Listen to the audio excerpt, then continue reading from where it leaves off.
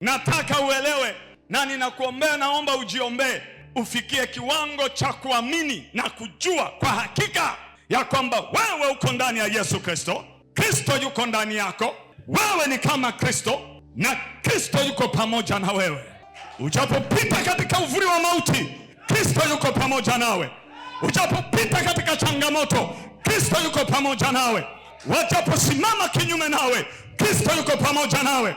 Vita vijapoinuka mashariki, magharibi, Kristo yuko pamoja nawe. Na uko ndani ya Kristo na Kristo yuko ndani yako na umefanana na Kristo.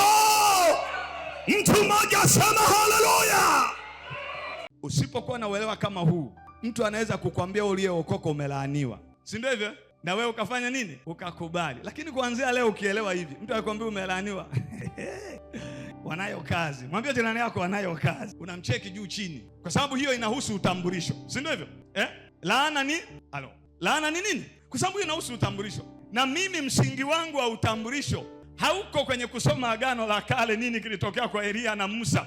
Msingi wangu wa utambulisho uko kwenye kweli kwamba mimi nimeunganikana na Yesu. Natambulika kwa hilo. Hebu fikiria tu kwenye hali ya kawaida, wala usiende kimaandiko. Fikiria tu kwenye hali yako. Uko ndani ya Yesu afu umelaaniwa, na yeye yuko ndani yako afu umelaaniwa. Maana yake na Yesu na yeye amelaaniwa kwa sasa.